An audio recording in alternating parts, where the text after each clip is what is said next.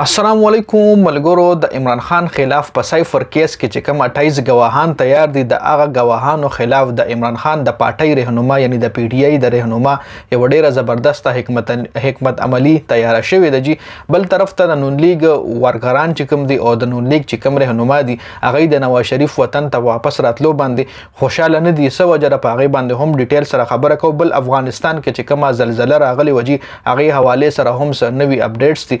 ډیر ګڼ تعداد کې پکې خلک زخمیان دي، ډیر ګڼ تعداد کې شهیدان شوي هم دي. الله دې د شهیدانو درجه بلند کړي او چې څومره هم پکې زخمیان دي الله پاک تعالی روغ صحت ورکړي. په هغه باندې به هم خبره کو. راشد خان هم د ورلد کپ فیس چې کوم دی دغه زلزلہ عزتګان له ډونیټ کړی دی. جی په دې باندې ډیټیل سره خبره کو.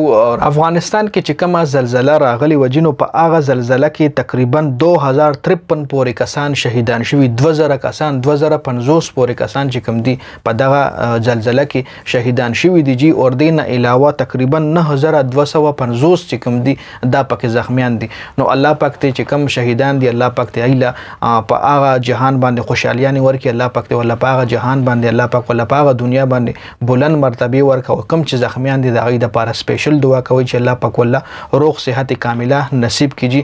ډېر دعا د افغانستان لپاره کوي ځکه دا خو د خدای پاک د طرف ده، د خدای پاک د طرف یو قسم لا خجوس پراشو. د عمران خان حواله سره به خبرو کو. د عمران خان چې کوم سایفر کیس ته واقع کې 28 گواهان چې کوم دي د عمران خان خلاف تیار شوی دي، چې به د سایفر کیس کې 28 گواهان د عمران خان خلاف گواہی کوي.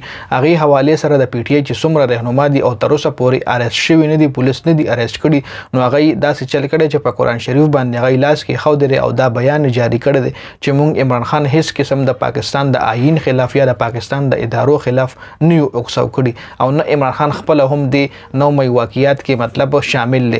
ای په قران شریف باندې لاسه خدا خبره کړې ده او دینه پس کوي چې چری زمون بیان د عمران خان خلاف راځي یا د عمران خان د پارټۍ خلاف زمون بیان راځي، نو هغه په مونږ باندې په زور زبردستی باندې هغه پروګرام یا به زمون ډیره غټه مطلب مجبوری وي چې مونږ هغه بیان چې کم دی دغه رنګ د عمران خان خلاف کو یا د پی ټی آی خلاف کو. دا هغه پی ټی آی رهنما دي کم چې تر اوسه پورې نو گرفتار شوی، نو هغه داسې مطلب په ویډیو کې یا تصویر کې دا بیان شریک کړي په قران شریف لاس کې خو درې او دا ټول خبرې کړې دي.